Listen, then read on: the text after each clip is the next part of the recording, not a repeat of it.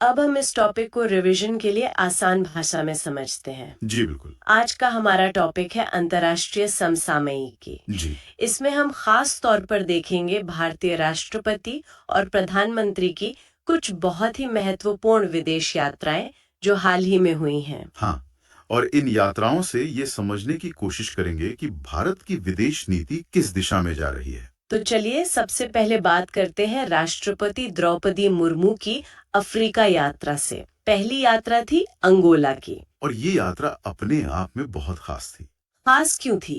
क्योंकि ये किसी भी भारतीय राष्ट्रपति की अंगोला की पहली यात्रा थी, पहली बार। अच्छा, तो ये पहली बार होना ही एक बड़ा संकेत है। बिल्कुल। इससे पता चलता है कि भारत अब अफ्रीका के उन देशों तक भी पहुंच बना रहा है जहां पहले उतना ध्यान नहीं था। और इस यात्रा के दौरान कुछ समझौते भी हुए होंगे। हाँ हुए। मुख्य रूप से मत्स्य पालन मतलब फिशरीज और समुद्री संसाधनों को लेकर कुछ एमओयू साइन हुए और वीजा से जुड़े मामलों पर भी बात हुई। ठीक है। लेकिन एक और बहुत दिलचस्प बात हुई। अंगोला ने इंटरनेशनल बिग कैट अलायंस में शामिल होने का फैसला किया। ओहो, ये तो भारत की एक बड़ी पहल है। जी, और अंगोला के राष्ट्रपति जोआओ लोरेंको ने इसमें शामिल होने का निर्णय लिया। तो मतलब अगर हमें इसे रिवीजन के लिए याद रखना हो तो मुख्य बिंदु क्या होंगे? देखिए, तीन बातें हैं। एक, ये किसी भारतीय राष्ट्रपति की पहली अंगोला यात्रा थी। दूसरा, मत्स्य पालन और समुद्री संसाधनों पर समझौते हुए। और तीसरा, अंगोला अब इंटरनेशनल बिग कैट अलायंस का हिस्सा है। एकदम स्पष्ट। अब अंगोला के बाद राष्ट्रपति की अगली यात्रा थी बोत्सवाना। हाँ, और दिलचस्प बात यह है कि पहली बार वाला सिलसिला यहाँ भी जारी रहा। मतलब ये भी पहली राष्ट्रपति यात्रा थी? बिल्कुल। किसी भी भारतीय राष्ट्रपति की बोत्सवाना की यह पहली यात्रा थी। और इस यात्रा का सबसे बड़ा नतीजा क्या रहा? इसका सबसे बड़ा और कह सकते हैं सबसे चर्चित नतीजा रहा प्रोजेक्ट चीता से जुड़ा हुआ। अच्छा, चीतों को लेकर। जी, बोत्सवाना ने घोषणा की कि वो प्रोजेक्ट चीता के तहत भारत को 8 चीते भेजेगा। ये तो बहुत बड़ी खबर है। हाँ, और बोत्सवाना के जो राष्ट्रपति हैं ड्यूमा गुडोन बोगो, उन्होंने ये घोषणा की। तो इसमें सबसे जरूरी तथ्य जो याद रखना है वो ये है कि ये भी पहली राष्ट्रपति यात्रा थी और प्रोजेक्ट चीता के तहत हमें वहां से 8 चीते मिलेंगे। बिल्कुल सही। यही दो मुख्य बातें हैं। ठीक है, तो ये तो हो गई राष्ट्रपति की यात्राएं। अब आते हैं प्रधानमंत्री नरेंद्र मोदी की विदेश यात्राओं पर। सबसे पहले भूटान यात्रा। जी, भूटान जो हमारा एक बहुत ही करीबी और महत्वपूर्ण पड़ोसी है। इस यात्रा में क्या खास रहा? यह यात्रा मुख्य रूप से ऊर्जा सहयोग मतलब एनर्जी कॉर्पोरेशन पर केंद्रित थी। इसमें वो जल विद्युत परियोजना वाली बात हुई थी? हाँ, बिल्कुल। 1020 मेगावाट की पुनः सांगचू 2 जल विद्युत परियोजना का उद्घाटन किया गया। और एक और परियोजना थी जो रुकी हुई थी। जी, 1200 मेगावाट की पुनः सांगचू 1 परियोजना, उस पर भी काम फिर से शुरू करने की घोषणा हुई। और ऊर्जा क्षेत्र के लिए भारत ने कुछ आर्थिक मदद की भी घोषणा की। हाँ, एक बहुत बड़ी घोषणा हुई। भारत ने भूटान के ऊर्जा क्षेत्र के लिए 4000 करोड़ रुपए की लाइन ऑफ क्रेडिट की घोषणा की। ये भूटान के लिए भारत की पहली ऐसी ऋण सहायता है ना? बिल्कुल। ये भारत की तरफ से भूटान को पहली बार दी गई लाइन ऑफ क्रेडिट है। तो अगर इसे संक्षेप में समझें तो भूटान यात्रा का मुख्य फोकस ऊर्जा सहयोग था, जिसमें 2 बड़ी जल विद्युत परियोजनाएं और पहली बार 4000 करोड़ रुपए की ऋण सहायता शामिल है। एकदम सही, यही सार है। इसके अलावा भी कुछ और सहयोग की बातें हुई। हाँ, भारत ने भूटान की जो 13वीं पंचवर्षीय योजना है, उसमें भी सहयोग करने की घोषणा की और साथ ही गिलेफू माइंडफुलनेस सिटी परियोजना में भी। अच्छा। और एक सांस्कृतिक पहलू भी था।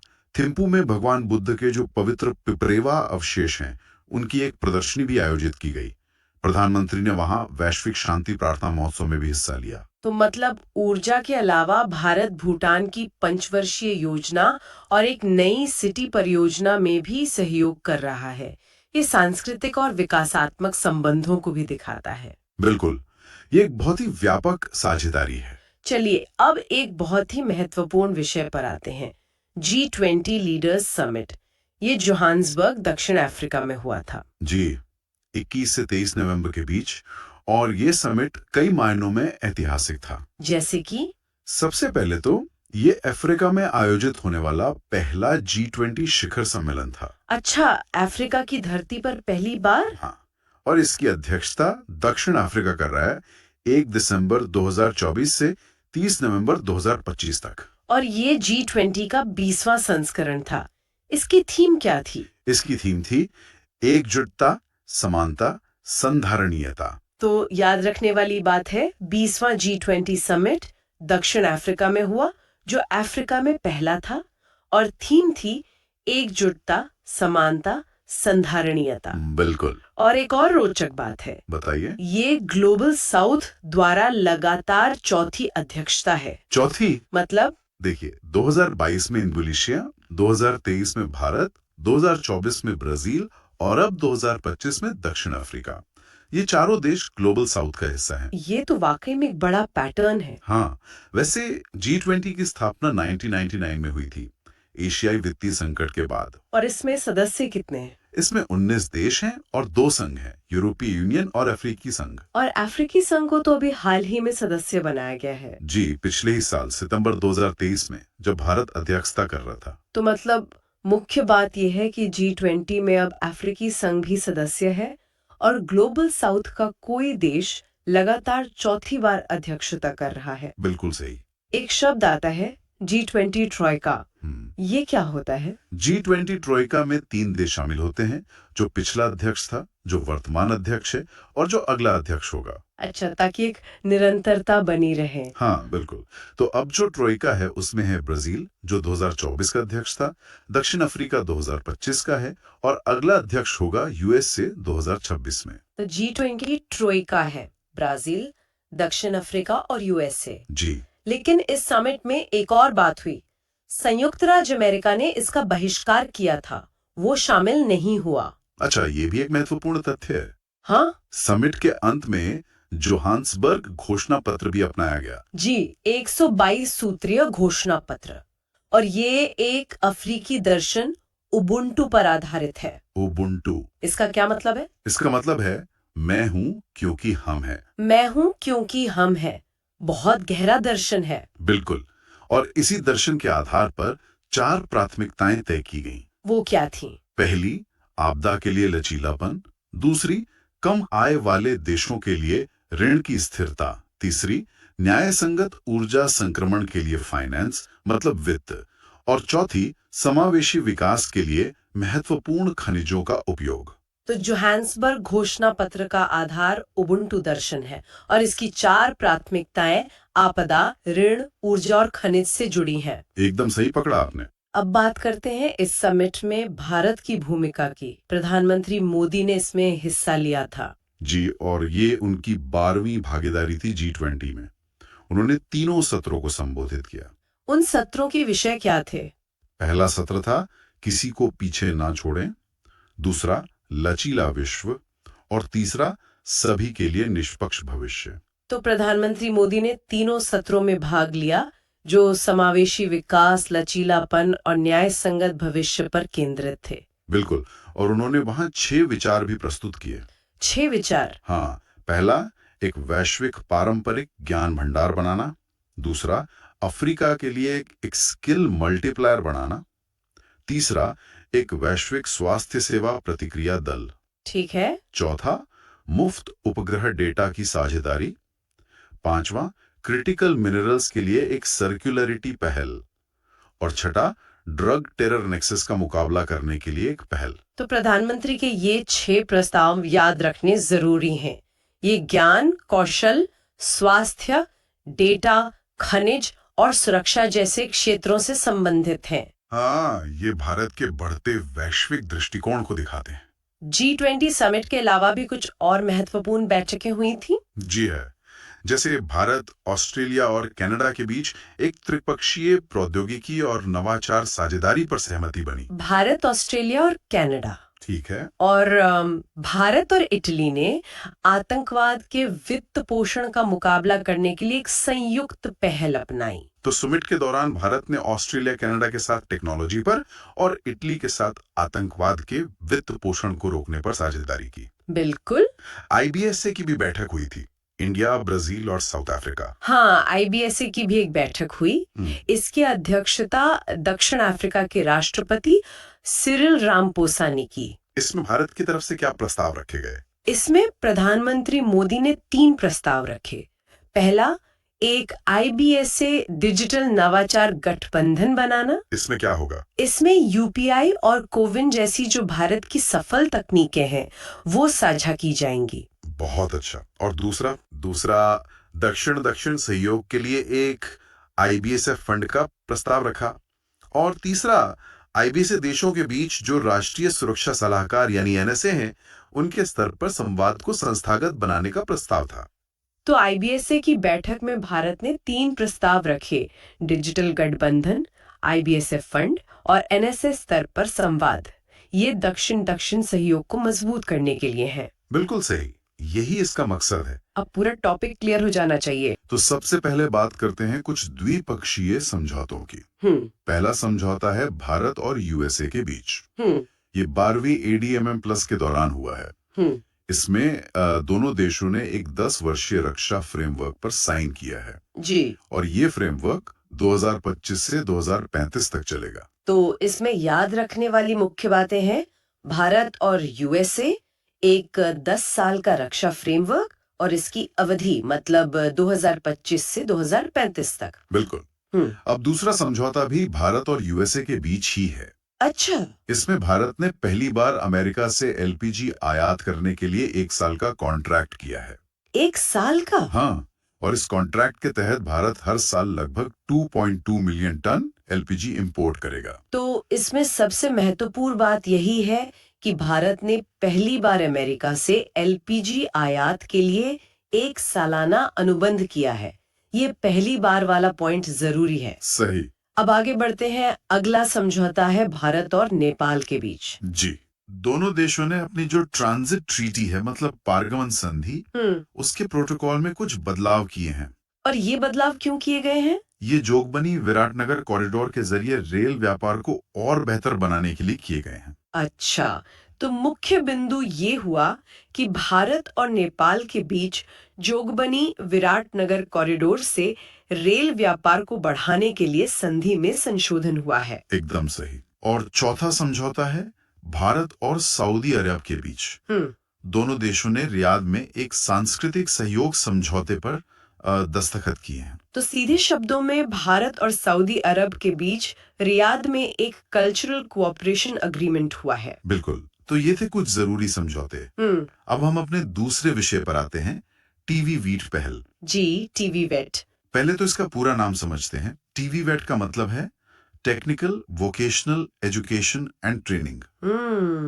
ये पहल यूनेस्को और भारत ने मिलकर दक्षिण सूडान में शुरू की है। ठीक है, तो टीवेट का पूरा नाम हुआ technical vocational education and training और इसे यूनेस्को और भारत ने मिलकर दक्षिण सूडान में शुरू किया है।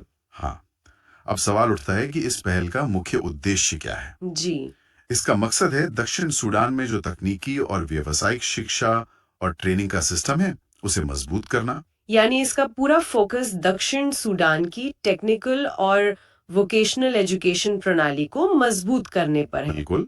और ये पहल एक बड़ी पहल का हिस्सा है जिसे भारत संयुक्त राष्ट्र वैश्विक क्षमता निर्माण पहल कहते हैं। अच्छा।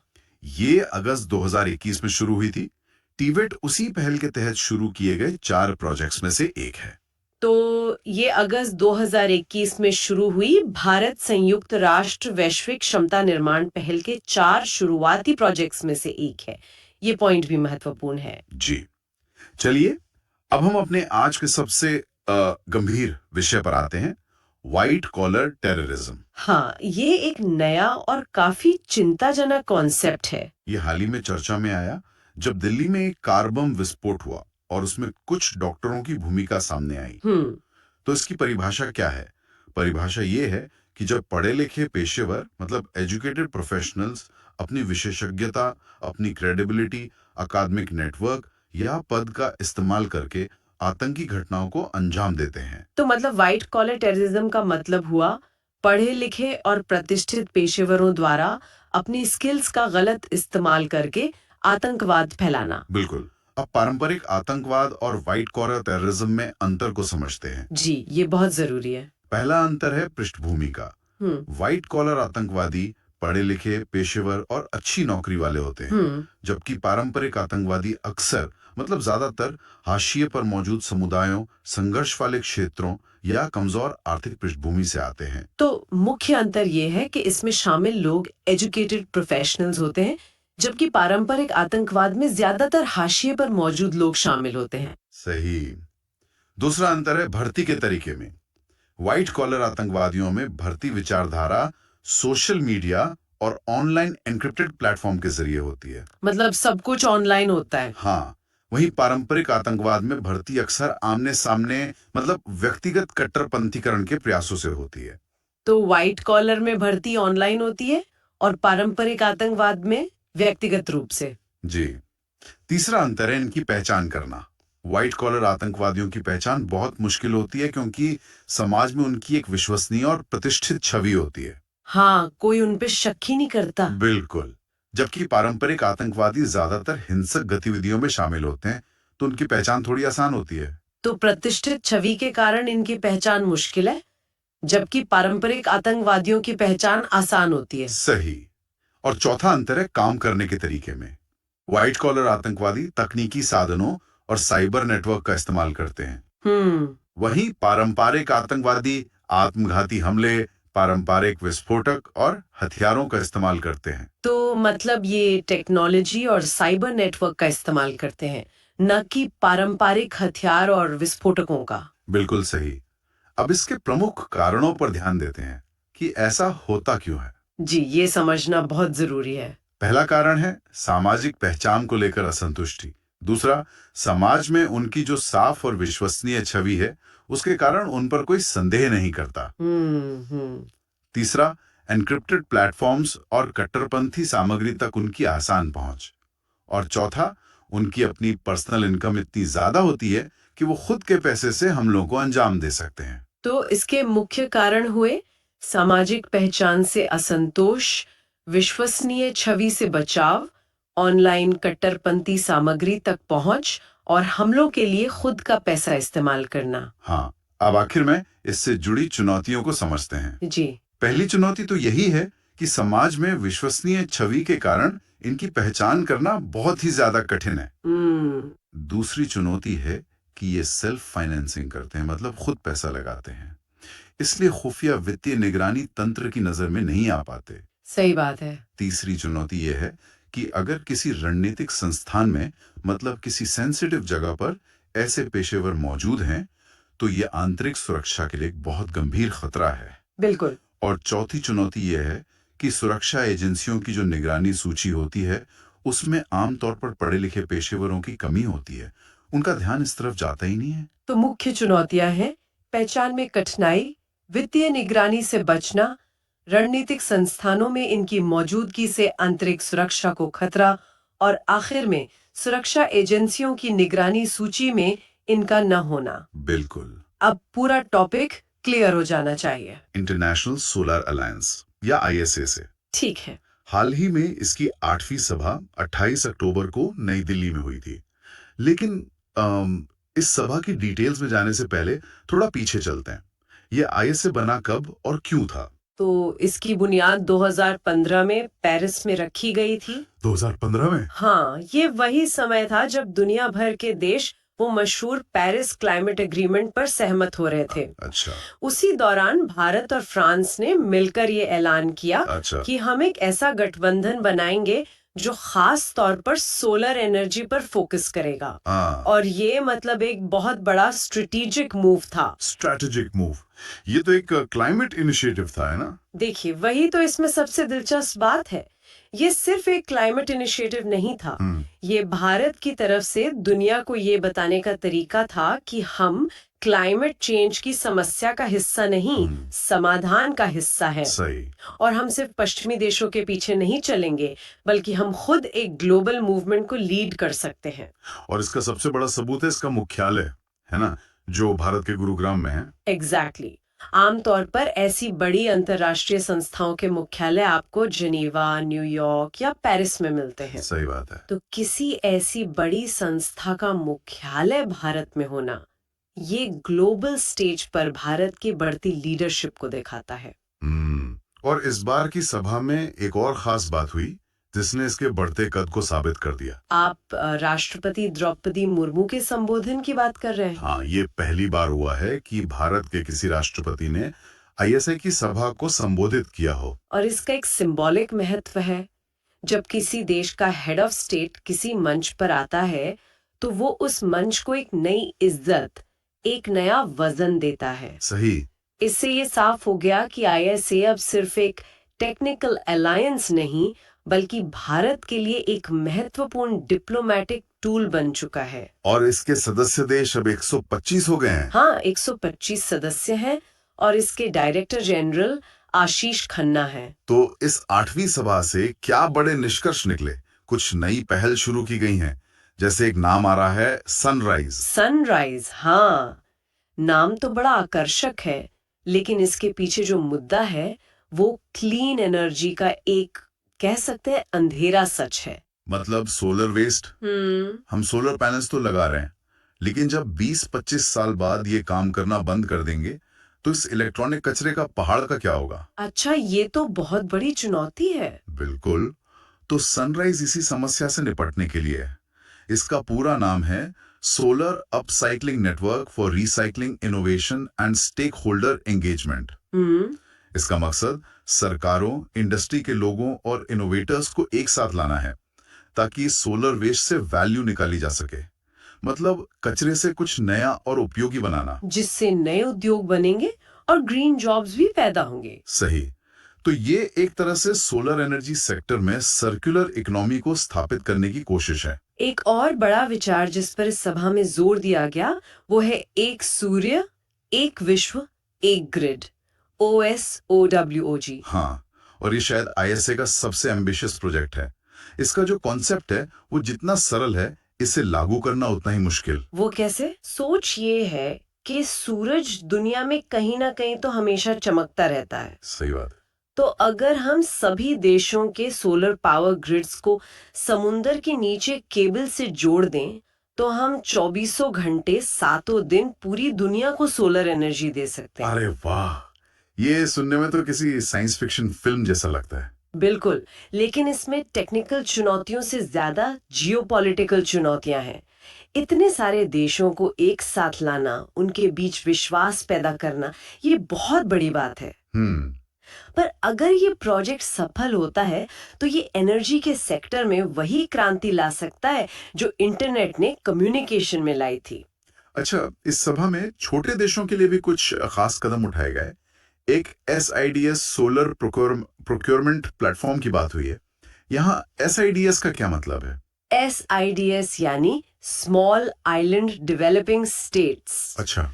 ये कैरेबियन या पैसिफिक ओशन के वो छोटे द्वीपीय देश है जिनके लिए क्लाइमेट चेंज एक तरह से अस्तित्व का संकट है। क्योंकि समंदर का जल स्तर बढ़ने से इनके डूबने का खतरा है। हाँ, और इनके पास न ज्यादा पैसा है न टेक्नोलॉजी, लेकिन इन्हें क्लीन एनर्जी की सबसे ज्यादा जरूरत है। तो ये प्लेटफॉर्म उनकी मदद कैसे करेगा? सुना है 16 देशों ने इस पर एक MOU भी साइन किया है। ये एक तरह से इन देशों के लिए 16 प्रोडक्ट्स का एक कॉमन मार्केट प्लेस है। अच्छा। अभी हर छोटा देश अकेले 16 पैनल खरीदने जाता है तो उसे महंगा पड़ता है। इस प्लेटफॉर्म के जरिए वो सब मिलकर ऑर्डर देंगे तो उन्हें बल्क में सामान अच्छी कीमत पर मिलेगा। और क्वालिटी चेक टेक्नोलॉजी के साथ। बिल्कुल। ठीक है। और 2 अन्य पहले भी हैं, एक ग्लोबल कैपेसिटी सेंटर और एक ISA एकेडमी। और ये दोनों मिलकर एक पूरा इकोसिस्टम बनाते हैं। ग्लोबल कैपेसिटी सेंटर का लक्ष्य है भारत को सोलर एनर्जी के लिए एक सिलिकॉन वैली बनाना, जहां रिसर्च, इनोवेशन, मैन्युफैक्चरिंग सब एक जगह हो। हाँ। और ISA एकेडमी एक AI बेस्ड ऑनलाइन प्लेटफॉर्म है जो दुनिया के किसी भी कोने में बैठे व्यक्ति को सोलर एनर्जी के बारे में सीखने का मौका देगा। तो अगर हम इन सबको जोड़ें, sunrise, OSOWOG, SCDS platform, capacity centre, academy, तो एक बड़ी तस्वीर उभरती है। बिल्कुल। तस्वीर ये है कि ISA सिर्फ 16 पैनल लगाने वाली एजेंसी नहीं है, ये एक पूरा फ्रेमवर्क तैयार कर रहा है। वेस्ट मैनेजमेंट से लेकर ग्लोबल ग्रिड तक छोटे देशों की मदद से लेकर नॉलेज शेयरिंग तक। इसके अलावा 5 नई रिपोर्ट्स भी लॉन्च की गई। हाँ, और फ्रांस ने अफ्रीका में सोलर प्रोजेक्ट्स के लिए अलग से फाइनेंशियल मदद देने का भी ऐलान किया है, जो इसकी ग्लोबल पहुंच को दिखाता है। तो जहां आईएसए वैश्विक स्तर पर भारत की सॉफ्ट पावर और क्लाइमेट लीडरशिप का प्रतीक है, वहीं हमारा अगला विषय कोलंबो सिक्योरिटी कॉन्क्लेव हमें हिंद महासागर की जटिल सुरक्षा सियासत में ले जाता है। हाल ही में 20 नवंबर को इसकी 7वीं नेशनल सिक्योरिटी एडवाइजर यानी एनएसए लेवल की बैठक नई दिल्ली में हुई। और यहाँ एनएसए लेवल शब्द बहुत महत्वपूर्ण है। ये कोई विदेश मंत्रियों की मीटिंग नहीं है, ये देश के सबसे बड़े सुरक्षा और इंटेलिजेंस सलाहकारों की बैठक है। सही। जब एनएसए मिलते हैं तो इसका मतलब है कि मामले गंभीर है और चर्चा सीधे एक्शन ओरिएंटेड होती है। इस बार इसकी अध्यक्षता भी भारत के एनएसए अजीत डोभाल ने की। अच्छा, इस कॉन्क्लेव की शुरुआत कैसे हुई? ये हमेशा से इतना बड़ा मंच तो नहीं था। नहीं, बिल्कुल नहीं। इसकी शुरुआत 2011 में बहुत ही छोटे स्तर पर हुई थी। तब इसमें सिर्फ 3 देश थे, भारत, श्रीलंका और मालदीव। बस 3 देश? हाँ, और इसका फोकस भी बहुत सीमित था, समुद्री डकैती, तस्करी और आतंकवाद जैसे खतरों से मिलकर निपटना। लेकिन अब तो इसका दायरा काफी बढ़ चुका है। 2022 में मॉरिशस सदस्य बना, फिर 2024 में बांग्लादेश। हाँ, और इस साल सेशेल्स एक पर्यवेक्षक यानी ऑब्जर्वर के तौर पर शामिल हुआ है। और मलेशिया को इस बार अतिथि देश के रूप में बुलाया गया था। ये जो विस्तार हो रहा है, ये क्या संकेत देता है? ये विस्तार हिंद महासागर क्षेत्र की बदलती भू राजनीति का आईना है। कैसे?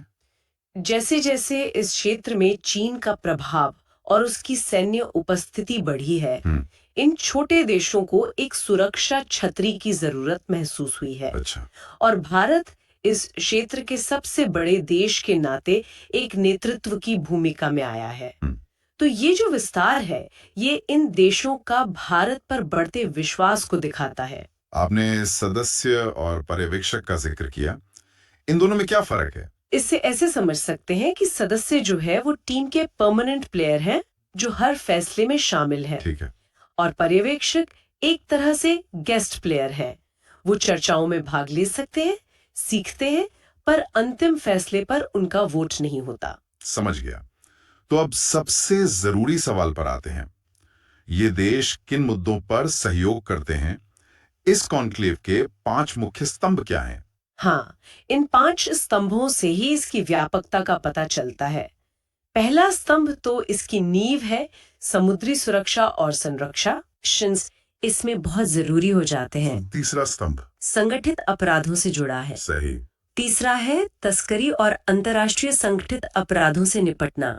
इसमें ड्रग्स ट्रैफिकिंग, ह्यूमन ट्रैफिकिंग सब कुछ आ जाता है। चौथा स्तंभ आज के दौर में शायद सबसे तेजी से उभरने वाला खतरा है। बिल्कुल। चौथा है साइबर सुरक्षा और महत्वपूर्ण बुनियादी ढांचे का संरक्षण। आजकल जंग सिर्फ जमीन पर नहीं, साइबर स्पेस में भी लड़ी जाती है। पावर ग्रिड्स, बैंकिंग सिस्टम्स, ये सब साइबर हमलों का निशाना बन सकते हैं। और आखिरी 5वां स्तंभ? 5वां स्तंभ है मानवीय सहायता और आपदा राहत। ये क्षेत्र सुनामी, चक्रवात जैसी प्राकृतिक आपदाओं के लिए बहुत संवेदनशील है। सही। 2004 की सुनामी ने हमें सिखाया था कि अगर हम मिलकर काम करें तो हम बेहतर तरीके से जानें बचा सकते हैं। तो इन 5 स्तंभों को देखकर ये साफ है कि कोलंबो सिक्योरिटी कॉन्क्लेव अब सिर्फ समुद्री सुरक्षा तक सीमित नहीं रहा। ये इस क्षेत्र के लिए एक कॉम्प्रिहेंसिव सिक्योरिटी आर्किटेक्चर बन गया है।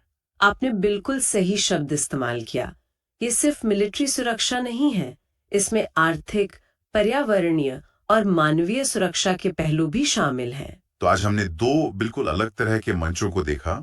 एक आईएसए जो वसुधैव कुटुंबकम की भावना से पूरी दुनिया को जोड़ रहा है, और दूसरा सीएससी जो पड़ोसी पहले की नीति के तहत अपने क्षेत्र को सुरक्षित कर रहा है। और ये दोनों मिलकर दिखाते हैं कि आज की दुनिया में लीडरशिप के कई रूप हैं। कभी आपको पूरी दुनिया को एक साझा लक्ष्य के लिए प्रेरित करना होता है, जैसे आईएसए कर रहा है। UNFCCC COP30 के प्रमुख परिणाम और पहले। और ये परीक्षा की दृष्टि से बहुत महत्वपूर्ण है। बिल्कुल। तो चलिए सबसे पहले इसकी कुछ सामान्य जानकारी से शुरू करते हैं। हाँ, बिल्कुल। तो COP30 इसका पूरा नाम है United nation framework convention on climate change जी और इसका आयोजन इस बार ब्राजील के बेलेम्स शहर में हुआ। हाँ, 10 से 21 नवंबर के बीच।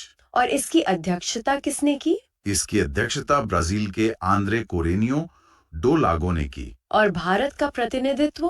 भारत का प्रतिनिधित्व हमारे पर्यावरण, वन एवं जलवायु परिवर्तन मंत्री भूपेंद्र यादव जी ने किया। अच्छा। तो याद रखने वाली मुख्य बातें हैं, आयोजन स्थल बेलेम ब्राजील, और भारत का प्रतिनिधित्व भूपेंद्र यादव ने किया। ये 2 नाम जरूरी हैं। बिल्कुल। और इसी सम्मेलन में अगले कॉप के आयोजन स्थलों की भी घोषणा हुई है। जी, कॉप 31 जो 2026 में होगा वो तुर्की में होगा। और कॉप 32 और उसके बाद कॉप 32 2027 में इथोपिया में होगा। तो एक क्रम याद रखना होगा, जी। पहले तुर्की फिर इथोपिया। जी अब आते हैं इस सम्मेलन के सबसे बड़े परिणाम पर, जो था बेलम पैकेज। हाँ, बेलेम पैकेज। बस इतना याद रखें कि इसका संबंध कॉप 30 से है। और इसमें कुल कितने निर्णय थे? इसमें कुल 29 निर्णय शामिल हैं। ठीक है, तो अब इस पैकेज के अंदर जो प्रमुख निष्कर्ष हैं उन पर बात करते हैं। जी बिल्कुल। पहला है ग्लोबल इम्प्लीमेंटेशन एक्सेलरेटर। हम्म। ये एक 2 साल का कार्यक्रम है। इसका मुख्य उद्देश्य क्या है? देखिए, इसका सीधा सा उद्देश्य है कि जो देशों की राष्ट्रीय जलवायु कार्य योजनाएं हैं जी और जो वैश्विक तापमान वृद्धि को 1.5 डिग्री सेल्सियस तक सीमित रखने का लक्ष्य है, हाँ, उनके बीच का जो अंतर है उसे खत्म करना, एक तरह से तेजी लाना। अच्छा।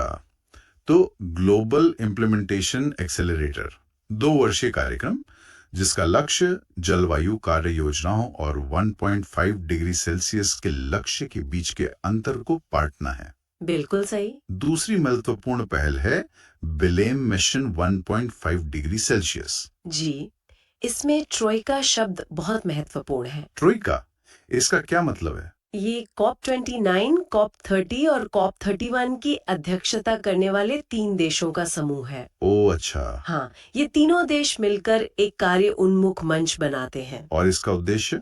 इसका उद्देश्य है जलवायु शमन, अनुकूलन और निवेश में अंतर्राष्ट्रीय सहयोग को बढ़ावा देना। मतलब 3 अध्यक्ष देशों का मंच, जिसका उद्देश्य अंतर्राष्ट्रीय सहयोग बढ़ाना है। एकदम सही। इसके बाद है राष्ट्रीय अनुकूलन योजना इम्प्लीमेंटेशन अलायंस, यानी NAP इम्प्लीमेंटेशन अलायंस। ये तो नाम से ही काफी स्पष्ट है। हाँ, इसे राष्ट्रीय अनुकूलन योजनाओं के तेज क्रियान्वयन के लिए शुरू किया गया है। तो NAP इम्प्लीमेंटेशन अलायंस का सीधा उद्देश्य NAP का तीव्र क्रियान्वयन सुनिश्चित करना है। जी अब हम कॉप 30 के कुछ और बड़े और महत्वपूर्ण निष्कर्षों पर थोड़ी विस्तार से चर्चा करेंगे। बिल्कुल। इसमें सबसे पहले आता है ग्लोबल मुटीराओ डिसीजन। हाँ, ये बहुत खास है। मुटीराओ ये किस भाषा का शब्द है? मुटुराओ पुर्तगाली भाषा का शब्द है और इसका अर्थ है मिलकर कार्य करना। अच्छा, मिलकर काम करना। जी, और ये एक उच्च स्तरीय दस्तावेज है।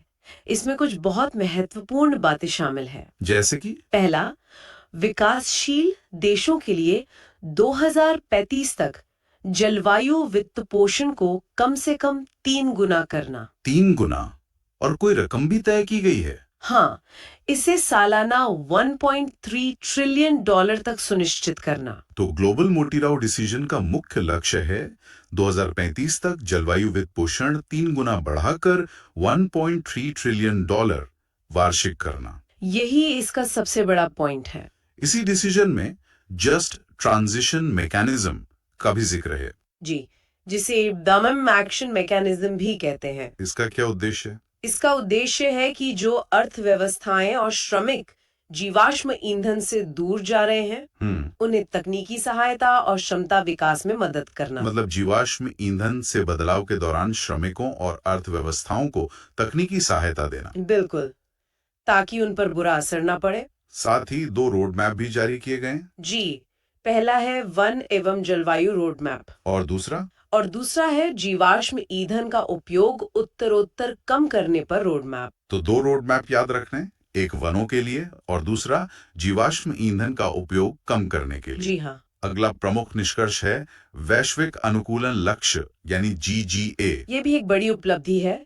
इसमें वैश्विक जलवायु अनुकूलन की प्रगति का आकलन करने के लिए संकेतक तय किए गए हैं। कितने संकेतक हैं इसमें? इसमें 59 संकेतक शामिल किए गए हैं। अच्छा, तो वैश्विक अनुकूलन लक्ष्य या जीजीए में प्रगति के आकलन के लिए 59 संकेतक शामिल हैं। जी एक और पहल है फॉस्टरिंग इन्वेस्टेबल नेशनल इम्प्लीमेंटेशन, यानी फिनी पहल। हाँ, फिनी। इसका लक्ष्य 3 वर्षों में यानी 2028 तक अनुकूलन परियोजनाओं के लिए $1 ट्रिलियन जुटाना है। $1 ट्रिलियन। तो फिनी पहल का लक्ष्य है 2028 तक अनुकूलन परियोजनाओं के लिए $1 ट्रिलियन जुटाना। जी बिल्कुल। अच्छा, ब्राजील ने भी एक विशेष पहल शुरू की है। हाँ, the tropical forest forever facility या TFFF। ये क्या है? ये उष्णकटिबंधीय वनों के संरक्षण के लिए दीर्घकालिक वित्त पोषण सुनिश्चित करने वाला पहला तंत्र है। पहला तंत्र? जी, अपनी तरह का पहला। तो TFFF ब्राजील द्वारा शुरू किया गया उष्णकटिबंधीय वनों के संरक्षण हेतु पहला वित्त पोषण तंत्र है। बिल्कुल। अब बात करते हैं कुछ अन्य योजनाओं की। एक है जेंडर एक्शन प्लान। जी। इसका उद्देश्य है सभी जेंडर के अनुकूल बजटिंग और वित्त पोषण को बढ़ावा देना। और एक बेलिम फोरेक्स प्रतिज्ञा भी है। हाँ, इसका उद्देश्य है 2024 की तुलना में 2035 तक संधारणीय ईंधनों के उपयोग को 4 गुना बढ़ाना। 4 गुना? जी। तो संक्षेप में जेंडर एक्शन प्लान बजटिंग से संबंधित है और बेलिम फोरेक्स प्रतिज्ञा 2035 तक संधारणीय ईंधन को 4 गुना करने से। बिल्कुल सही। एक नेटवर्क भी लॉन्च किया गया, ओपन प्लानिटरी इंटेलिजेंस नेटवर्क या ओपन। जी, ओपन। इसका काम क्या होगा? यह नेटवर्क जलवायु डेटा की इंटरऑपरेबिलिटी मतलब आपसी संगतता को सुनिश्चित करेगा। अच्छा। और उससे वैश्विक जलवायु कार्यवाही को मजबूत करेगा। तो ओपन नेटवर्क का काम है जलवायु डेटा की इंटरऑपरेबिलिटी सुनिश्चित करना। जी। एक महत्वपूर्ण घोषणा भी हुई, भूख, गरीबी और जन केंद्रित जलवायु कार्रवाई पर बेलिम घोषणा। हाँ, इस पर 43 देशों और यूरोपियन यूनियन ने हस्ताक्षर किए हैं। इसका केंद्र बिंदु क्या है? इसका केंद्र बिंदु कमजोर और संवेदनशील समुदाय हैं। और इसमें एक बात ध्यान देने वाली है कि भारत इसका हस्ताक्षर करता नहीं है। जी, ये एक बहुत महत्वपूर्ण तथ्य है। भारत इसका हिस्सा नहीं है। तो बेलिम घोषणा कमजोर समुदायों पर केंद्रित है और भारत इसका हस्ताक्षर करता नहीं है। बिल्कुल। अंत में एक बेलिम स्वास्थ्य कार्य योजना भी है। जी, और ये जलवायु परिवर्तन से जुड़े स्वास्थ्य खतरों से निपटने के लिए पहली वैश्विक पहल है। पहली वैश्विक पहल? जी, स्वास्थ्य के खतरों पर यह पहली वैश्विक पहल है। ठीक है, बेलिम स्वास्थ्य कार्य योजना। जी। तो अब देखते हैं कि इस पूरे सम्मेलन में भारत की क्या भूमिका रही। हाँ, ये भी जानना जरूरी है। भारत ने 11वीं जॉइंट क्रेडिटिंग मैकेनिज्म यानी JCM बैठक में हिस्सा लिया। जी, और इसकी आयोजक जापान था। अच्छा। ये पहल करती क्या है? यह पहल साझेदार देशों में निम्न कार्बन प्रौद्योगिकियों और निवेश को प्रोत्साहित करती है। तो JCM बैठक जापान के साथ थी निम्न कार्बन प्रौद्योगिकी और निवेश को बढ़ावा देने के लिए। बिल्कुल। भारत ने ISA SIDS प्लेटफॉर्म लीडरशिप सत्र में भी भाग लिया। हाँ, ISA यानी अंतर्राष्ट्रीय सौर गठबंधन और SIDS मतलब लघु द्वीपीय विकासशील राज्य। और उसका विषय क्या था? इसका विषय था द्वीपों को एकजुट करने, कार्रवाई प्रेरित करने, ऊर्जा सुरक्षा के लिए नेतृत्व। तो ISA SIDS सत्र लघु द्वीपीय विकासशील राज्यों की ऊर्जा सुरक्षा पर केंद्रित था। जी हाँ। इसके अलावा इंटरनेशनल बिग कैट अलायंस या IBCA की मंत्री स्तरीय सभा भी हुई। हाँ, और इसमें एक बड़ी घोषणा हुई। क्या घोषणा हुई? इसमें केंद्रीय मंत्री भूपेंद्र यादव ने घोषणा की कि 2026 में नई दिल्ली में वैश्विक बिग कैट्स शिखर सम्मेलन आयोजित किया जाएगा। अच्छा, तो 2026 में नई दिल्ली में वैश्विक बिग कैट्स शिखर सम्मेलन होगा। जी, ये मुख्य घोषणा थी। अंत में भारत ने बेसिक समूह जिसमें ब्राजील, दक्षिण अफ्रीका, भारत और चीन है। हाँ, और LMDC समूह के साथ मिलकर एक बड़ी मांग रखी। जी, उन्होंने अनुदान आधारित जलवायु वित्त का आह्वान किया। अनुदान आधारित? हाँ, मतलब जो पैसा मिले वो ग्रांट के रूप में हो, लोन के रूप में नहीं। अच्छा, तो भारत की मांग थी बेसिक और LMDC देशों के साथ मिलकर अनुदान आधारित जलवायु वित्त की। बिल्कुल, क्लाइमेट चेंज। हमारे पास इससे जुड़ी 3 रिपोर्ट्स हैं जो इस समस्या को अलग-अलग नजरिए से देखती हैं। पहली है जलवायु परिवर्तन प्रदर्शन सूचकांक 2026 यानी सीसीपीआई। हाँ, ये सूचकांक बहुत दिलचस्प है। इसे 3 संस्थाएं मिलकर जारी करती हैं, German watch, new climate institute और क्लाइमेट एक्शन नेटवर्क। अच्छा, और ये 63 देशों और पूरे यूरोपियन यूनियन को 4 पैमानों पर तौलती है। 4 पैमाने कौन-कौन से? जी, इसमें है ग्रीन हाउस गैस उत्सर्जन, नवीकरणीय ऊर्जा, ऊर्जा का उपयोग और जलवायु नीति।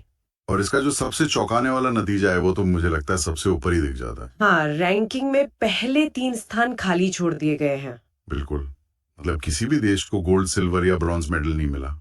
ये अपने आप में एक बहुत बड़ा बयान है। सही बात है। ये सूचकांक सीधे सीधे कह रहा है कि पेरिस समझौते के लक्ष्यों को पाने के लिए दुनिया का कोई भी देश, एक भी देश नहीं। कोई भी पर्याप्त तेजी से काम नहीं कर रहा है। सब के सब रेस में पीछे हैं। तो जो टॉप कर रहा है वो भी असल में सिर्फ बेस्ट ऑफ द रेस्ट है। बिल्कुल सही कहा। और वो बेस्ट ऑफ द रेस्ट कौन है? चौथे स्थान पर है डेनमार्क, 5वें पर यूनाइटेड किंगडम और 6ठे पर मोरक्को। अब सवाल आता है भारत का, हम कहाँ हैं इस लिस्ट में? भारत को 23वां स्थान मिला है 61.31 के स्कोर के साथ। 23वां स्थान सुनने में शायद बहुत शानदार न लगे। हाँ, लेकिन यहाँ एक जरूरी बात छिपी है। अगर हम सिर्फ G20 देशों को देखें, दुनिया की सबसे बड़ी अर्थव्यवस्थाओं को? जी, तो उनमें भारत का प्रदर्शन टॉप पर है। अच्छा, इसका मतलब ये है कि अपने जैसे बड़े और विकासशील देशों के समूह में हम जलवायु को लेकर ज्यादा गंभीरता दिखा रहे हैं। कम से कम इस रिपोर्ट के हिसाब से तो यही लगता है। तो हम अपने जैसे देशों में तो आगे हैं, लेकिन ओवरऑल रेस में अभी भी बहुत काम बाकी है। बिल्कुल। ये तो हुई कोशिशों की बात, लेकिन असल में जमीन पर नतीजा क्या है? हम्म। इसके लिए हमारी अगली रिपोर्ट है उत्सर्जन अंतराल रिपोर्ट 2025 और इसका शीर्षक ही सब कुछ कह देता है, ऑफ टारगेट। हाँ, संयुक्त राष्ट्र पर्यावरण कार्यक्रम यानी यूनेप की ये रिपोर्ट एक तरह से रियलिटी चेक है।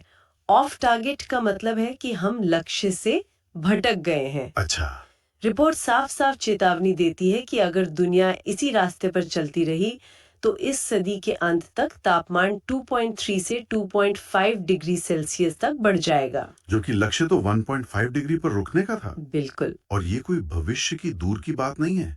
रिपोर्ट बताती है कि सिर्फ 2024 में ही ग्रीन हाउस गैसों के उत्सर्जन में 2 से 3% की बढ़ोतरी हुई है। मतलब हम ब्रेक लगाने की जगह एक्सेलरेटर दबा रहे हैं। और ब्रेक लगाना कितना मुश्किल है इसका अंदाजा इस आंकड़े से लगाइए। रिपोर्ट कहती है कि 1.5 डिग्री के लक्ष्य पर बने रहने के लिए हमें 2035 तक अपने कुल उत्सर्जन में 55% की भारी कटौती करनी होगी। 55%? एक विकासशील और बढ़ती हुई अर्थव्यवस्था के लिए ये लक्ष्य तो बहुत ही बड़ा है। बहुत बड़ा है, इसका अंदाजा लगाना भी मुश्किल है। इसी रिपोर्ट में एक और बात कही गई है जो सीधे भारत और चीन से जुड़ी है कि कुल ग्रीन हाउस गैस उत्सर्जन में सबसे ज्यादा वृद्धि इन्हीं 2 देशों में दर्ज की गई है। इस पर क्या कहेंगी? देखिए, ये बात सच है, लेकिन इसे पूरे संदर्भ में देखना जरूरी है। भारत और चीन दुनिया की सबसे बड़ी आबादी वाले देश हैं। हाँ, और हमारी अर्थव्यवस्थाएं तेजी से बढ़ रही हैं, तो हमारा कुल उत्सर्जन ज्यादा होना स्वाभाविक है। लेकिन अगर प्रति व्यक्ति उत्सर्जन देखें तो वही, अगर हम प्रति व्यक्ति उत्सर्जन देखें, यानी हर एक नागरिक कितना उत्सर्जन कर रहा है, तो हमारा आंकड़ा अमेरिका या यूरोप के किसी भी विकसित देश से बहुत कम है। अच्छा, पर हाँ, रिपोर्ट की चेतावनी अपनी जगह सही है कि विकास का ये रास्ता टिकाऊ नहीं है। हमें विकास के ऐसे मॉडल खोजने होंगे जो पर्यावरण के अनुकूल हो। और पर्यावरण की इस तस्वीर को पूरा करने के लिए एक और रिपोर्ट है जो एक खास गैस पर फोकस करती है, ग्लोबल मीथेन स्टेटस रिपोर्ट 2025। जी, मीथेन। इसे अक्सर कार्बन डाइऑक्साइड का छोटा भाई समझकर नजरअंदाज कर दिया जाता है। हाँ, बात ज्यादा CO2 की ही होती है। लेकिन ये बहुत बड़ी गलती है। मीथेन गर्मी को रोकने में CO2 से कहीं ज्यादा शक्तिशाली है, खासकर कम समय में। और ये रिपोर्ट बताती है कि वायुमंडल में इसकी मात्रा औद्योगिक क्रांति से पहले के मुकाबले 2 गुनी हो चुकी है। 2 गुनी। और इस मामले में भारत की भूमिका वो काफी बड़ी है। बिल्कुल। रिपोर्ट के मुताबिक चीन और अमेरिका के बाद भारत दुनिया का तीसरा सबसे बड़ा मीथेन उत्सर्जक देश है। तीसरा? हाँ, हम सालाना करीब 31 मिलियन टन मीथेन उत्सर्जित करते हैं और इसकी एक बड़ी वजह बताई गई है पराली दहन। पराली, ये तो हर साल सर्दियों में एक बड़ी समस्या बनती है। बिल्कुल, ये वही पराली है जिसके जलने का धुआं हर साल उत्तर भारत के शहरों का दम घोट देता है। तो ये रिपोर्ट उस धुएं को एक वैश्विक संदर्भ दे रही है। अच्छा, मतलब ये सिर्फ वायु प्रदूषण नहीं है? नहीं, ये सीधे सीधे ग्लोबल वार्मिंग को भी बढ़ा रहा है। तो ये तीनों रिपोर्ट मिलकर एक तस्वीर बनाती हैं क्या? कि भारत कोशिश तो कर रहा है और बड़ी अर्थव्यवस्थाओं में बेहतर भी है, लेकिन चुनौती बहुत बड़ी है और हमारे विकास के कुछ तरीके जैसे पराली जलाना समस्या को और बढ़ा रहे हैं। तो पर्यावरण के मोर्चे पर तो तस्वीर मिली-जुली और काफी जटिल है। लेकिन किसी भी देश का भविष्य सिर्फ उसके पर्यावरण पर नहीं, बल्कि उसके लोगों पर, उसकी शिक्षा व्यवस्था पर भी निर्भर करता है। सही बात है। चलिए देखते हैं कि इस मामले में हमारे विश्वविद्यालय दुनिया में कहाँ खड़े हैं और क्यूएस एशिया यूनिवर्सिटी रैंकिंग 2026 इस बारे में क्या कहती है। ये शिक्षा जगत की सबसे प्रतिष्ठित रैंकिंग्स में से एक है और यहाँ भारत के लिए एक अच्छी खबर है। क्या है? इस रैंकिंग में शामिल होने वाले विश्वविद्यालयों की संख्या के मामले में भारत दूसरे नंबर पर है। दूसरे नंबर पर? हाँ, चीन के 315 विश्वविद्यालयों के बाद भारत के 294 विश्वविद्यालय इस लिस्ट में शामिल हैं। ये हमारे विशाल उच्च शिक्षा सिस्टम को दिखाता है। संख्या तो ठीक है, लेकिन गुणवत्ता के मामले में हम कहाँ हैं? टॉप पर कौन है? एशिया में टॉप पर हांगकांग यूनिवर्सिटी है। जी। दूसरे नंबर पर चीन की पेकिंग यूनिवर्सिटी। और भारत? भारत की बात करें तो एशिया के टॉप 100 में हमारे 7 संस्थान हैं। 7? जी, जिनमें 5 IITs, जी। IISc बेंगलुरु और दिल्ली विश्वविद्यालय शामिल हैं। और भारत का जो शीर्ष संस्थान है वो लगातार 5वें साल IIT दिल्ली बना हुआ है, जी। 59th रैंक के साथ। इस रिपोर्ट में एक और दिलचस्प बात थी, पेपर पर फैकल्टी सूचकांक, हाँ। यानी प्रति शिक्षक शोध प्रकाशन की दर। इसमें भारत ने एशिया में सबसे अच्छा प्रदर्शन किया है। जी, इसका मतलब है कि हमारे यहाँ रिसर्च आउटपुट अच्छा है। ये तो अच्छी बात है। हाँ, ये हमारी रिसर्च क्षमता का एक अच्छा संकेत है। लेकिन यहाँ एक और पहलू है जिस पर सोचना जरूरी है। क्या ये रिसर्च सिर्फ संख्या पर केंद्रित है या इसकी गुणवत्ता भी विश्व स्तरीय है? कई बार अकादमिक जगत में सिर्फ पेपर छापने की होड़ लग जाती है, तो ये अच्छी खबर तो है, लेकिन असली चुनौती इस रिसर्च को प्रभावशाली और उपयोगी बनाने की है। मतलब क्या हमारी रिसर्च से नई तकनीकें बन रही हैं? क्या वो समाज की समस्याओं को सुलझा रही है? बिल्कुल, ये अगला बड़ा सवाल है। सही है। तो एक तरफ हमारे विश्वविद्यालय एशिया में अपनी पहचान बना रहे हैं, तो दूसरी तरफ एक बड़ी संख्या में भारतीय युवा और पेशेवर लोग देश से बाहर जा रहे हैं। हाँ। हमारी अगली रिपोर्ट इसी से जुड़ी है, अंतर्राष्ट्रीय प्रवासन आउटलुक 2025। जी, ये रिपोर्ट OECD यानी आर्थिक सहयोग और विकास संगठन जारी करता है, जो ज्यादातर विकसित देशों का एक समूह है। और इसके आंकड़े बहुत कुछ कहते हैं। रिपोर्ट के अनुसार सिर्फ 2023 में 2.25 लाख यानी 2,25,000 भारतीयों ने इन OECD देशों की नागरिकता ले ली। 2.25 लाख लोग एक साल में, ये तो बहुत बड़ी संख्या है। बहुत बड़ी। और सिर्फ नागरिकता ही नहीं, शिक्षा के लिए जाने वालों की संख्या भी बहुत ज्यादा है। वो भी है। वही तो रिपोर्ट कहती है कि OECD देशों में पढ़ने वाले कुल अंतर्राष्ट्रीय छात्रों में से 1/3 1/3 हाँ 1/3 सिर्फ भारत और चीन से हैं। हम दुनिया को टैलेंट सप्लाई कर रहे हैं। इसे सिर्फ ब्रेन ड्रेन कहकर खारिज नहीं किया जा सकता। ये हमारे लोगों की वैश्विक महत्वाकांक्षाओं को दिखाता है। वो दुनिया के सबसे अच्छे संस्थानों में पढ़ना चाहते हैं, सबसे अच्छी कंपनियों में काम करना चाहते हैं। बिल्कुल। तो फिर सवाल ये उठता है कि ये लोग बाहर जा क्यों रहे हैं? क्या देश में अवसरों की कमी है? और यहीं पर हमारी अगली रिपोर्ट, वैश्विक असमानता रिपोर्ट, एक बहुत ही गंभीर तस्वीर पेश करती है। हाँ, ये रिपोर्ट वैश्विक असमानता लैब जारी करती है और ये दुनिया में अमीर और गरीब के बीच बढ़ती खाई को दिखाती है। इसका पहला निष्कर्ष ही परेशान करने वाला है। क्या है? दुनिया के 83% देशों में आय की असमानता बहुत ज्यादा है। मतलब ये कोई एक दो देशों की नहीं बल्कि एक ग्लोबल प्रॉब्लम बन चुकी है। और ये खाई कितनी गहरी है इसका अंदाजा अगले आंकड़े से होता है। रिपोर्ट बताती है कि साल 2000 से 2024 के बीच दुनिया में जितनी भी नई दौलत बनी जी। उसका 41% हिस्सा दुनिया के सिर्फ 1% सबसे अमीर लोगों की जेब में गया। 41%।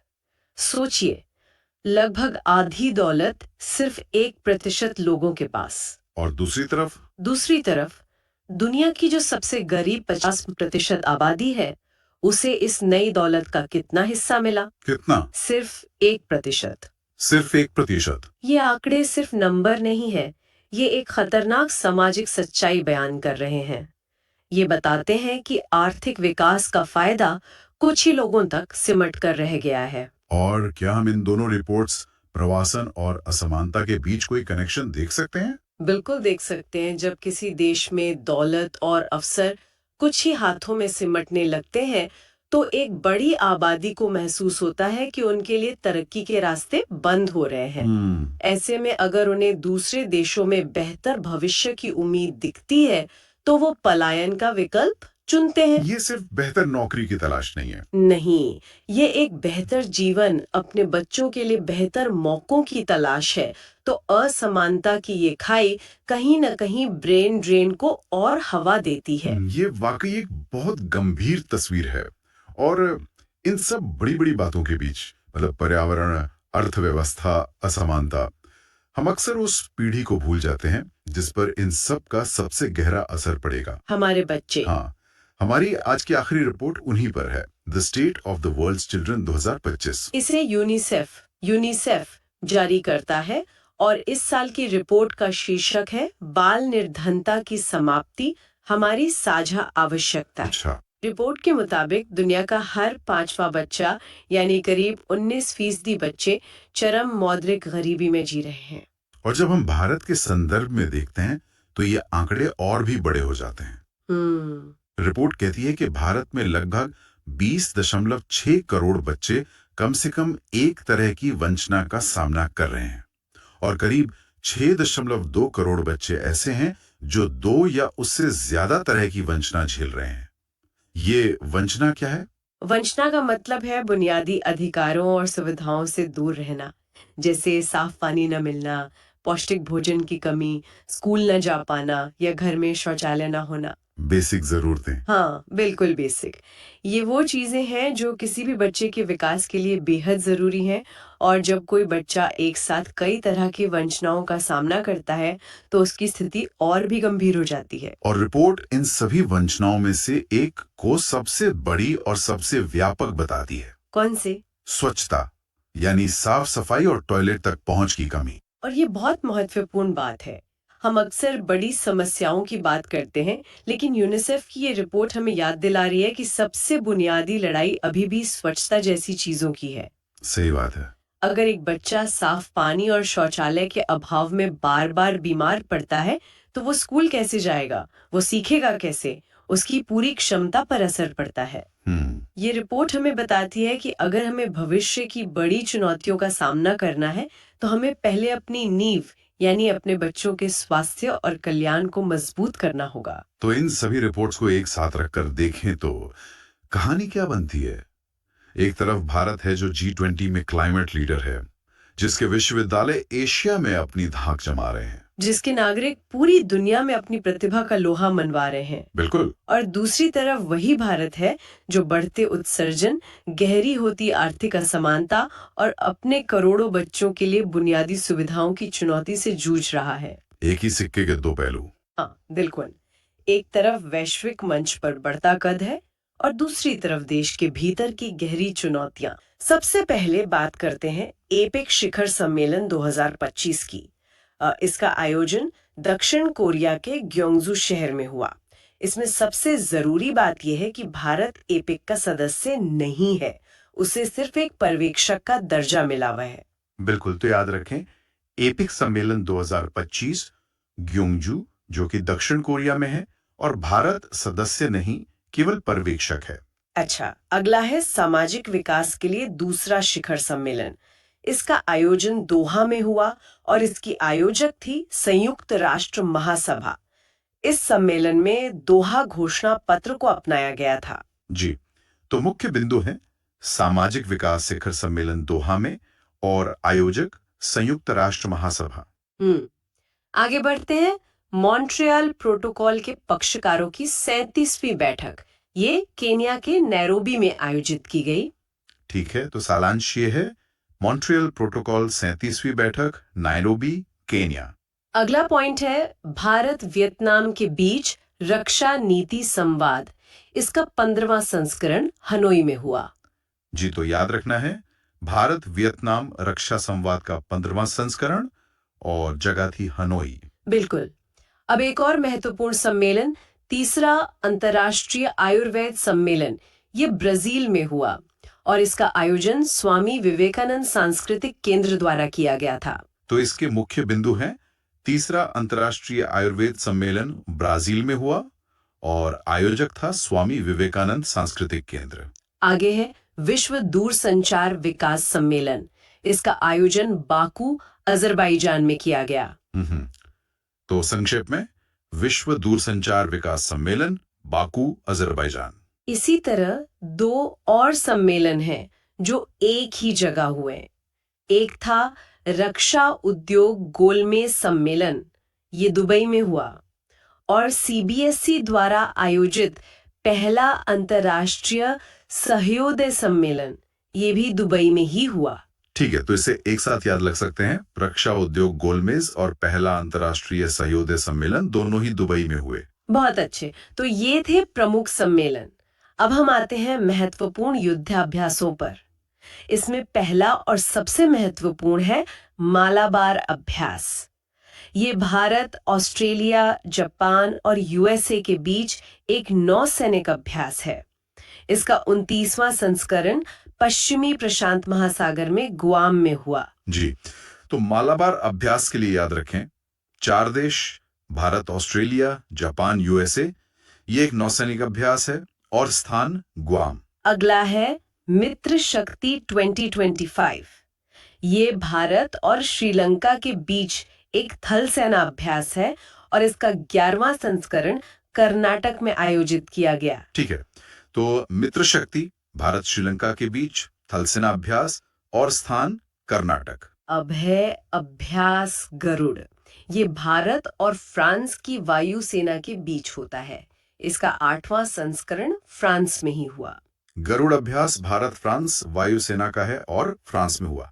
सीधा और सरल। इसके बाद है अजय वॉरियर 25। ये भारत और ब्रिटेन के बीच एक थल सेना अभ्यास है जिसका 8वां संस्करण राजस्थान में हुआ। अजय वॉरियर, भारत और ब्रिटेन, थल सेना और जगह राजस्थान। बिल्कुल। अब है सूर्य किरण 2025। ये भारत और नेपाल की थल सेनाओं के बीच होता है और इसका 19वां संस्करण उत्तराखंड में आयोजित किया गया। ठीक है, सूर्य किरण भारत नेपाल के बीच थल सेना का अभ्यास और स्थान उत्तराखंड। अच्छा, अब आगे कुछ घरेलू अभ्यास है, मतलब जो भारत के अंदर ही हुए। एक है सागर कवच। ये भारतीय तटरक्षक बल द्वारा महाराष्ट्र और गोवा में किया गया। और दूसरा है पूर्वी प्रचंड अभ्यास। इसमें हमारी तीनों सेनाओं ने अरुणाचल प्रदेश में भाग लिया। जी, तो सागर कवच तटरक्षक बल का है महाराष्ट्र, गोवा में, और पूर्वी प्रचंड तीनों सेनाओं का अरुणाचल प्रदेश में। एक और अंतर्राष्ट्रीय अभ्यास है विनबैक्स 25। ये भारत और वियतनाम के बीच हनोई, वियतनाम में हुआ और ये इसका 6वां संस्करण था। ठीक है, विनबैक्स 25 भारत वियतनाम, स्थान हनोई और संस्करण 6। चलिए, अब युद्धाभ्यासों से थोड़ा अलग एक विशेष रणनीतिक साइबर अभ्यास की बात करते हैं। इसका नाम था बीच। ये भारत और मध्य एशियाई देशों के बीच नई दिल्ली में आयोजित किया गया था। इसके आयोजक राष्ट्रीय सुरक्षा परिषद सचिवालय, विदेश मंत्रालय और राष्ट्रीय महत्वपूर्ण सूचना अवसंरचना संरक्षण केंद्र थे। ये महत्वपूर्ण है। तो मुख्य बिंदु है साइबर अभ्यास का नाम बीच। ये भारत और मध्य एशियाई देशों के बीच हुआ और स्थान था नई दिल्ली। बिल्कुल। तो ये थे अभ्यास। अब कुछ प्रमुख अंतर्राष्ट्रीय नियुक्तियों को देखते हैं। सबसे पहले सामिया सुलूह हसन, इन्हें दूसरे कार्यकाल के लिए तंजानिया का राष्ट्रपति चुना गया है।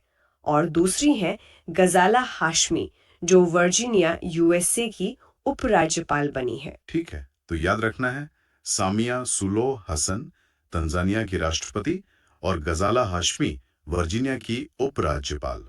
अगली नियुक्ति है खालिद अल एनानी की।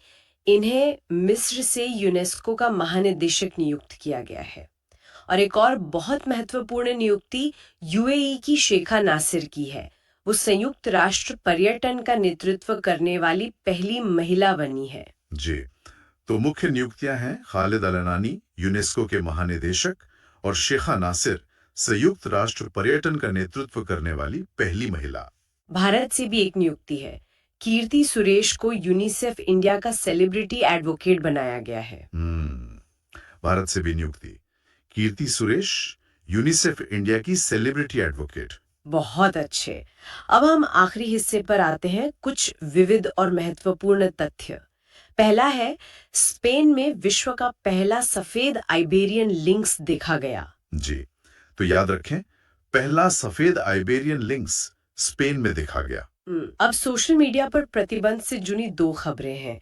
पहली, डेनमार्क ने 15 वर्ष से कम आयु के किसी भी व्यक्ति की सोशल मीडिया तक पहुंच पर प्रतिबंध लगाया है, जबकि इथोपिया 16 वर्ष से कम आयु के बच्चों की सोशल मीडिया तक पहुंच पर प्रतिबंध लगाने वाला पहला देश बना है। ठीक है, तो सोशल मीडिया प्रतिबंध, डेनमार्क 15 वर्ष से कम और इथोपिया 16 वर्ष से कम। अगला तथ्य है कि मालदीव तंबाकू पर पीढ़ीगत प्रतिबंध लगाने वाला पहला देश बन गया है। और एक खबर है कि चक्रवात मेलिसा से प्रभावित जमैका और क्यूबा को भारत ने सहायता भेजी। जी, मुख्य तथ्य है मालदीव तंबाकू पर पीढ़ीगत प्रतिबंध और चक्रवात मेलिसा, भारत ने जमैका और क्यूबा की मदद की। अच्छा, एक ज्वालामुखी है हेली गुब्बी, इसमें लगभग 12,000 वर्षों बाद पहली बार उद्गार हुआ। और एक योजना से जुड़ी खबर है, दीनदयाल अंत्योदय योजना राष्ट्रीय ग्रामीण आजीविका मिशन यानी DAYNRLM को अपनाने की घोषणा की गई है। ठीक है, तो ज्वालामुखी हेली गुब्बी 12,000 वर्षों बाद सक्रिय हुआ और DAYNRLM को अपनाने की घोषणा हुई। बिल्कुल। और अंत में टाइफून कालमैगी, ये पश्चिमी प्रशांत महासागर में उत्पन्न होने वाला एक उष्णकटिबंधीय चक्रवात है। टाइफून कालमैगी पश्चिमी प्रशांत महासागर का एक उष्णकटिबंधीय चक्रवात। अब पूरा टॉपिक क्लियर हो जाना चाहिए। इसी तरह रेगुलर रिवीजन करते रहिए। Thank you.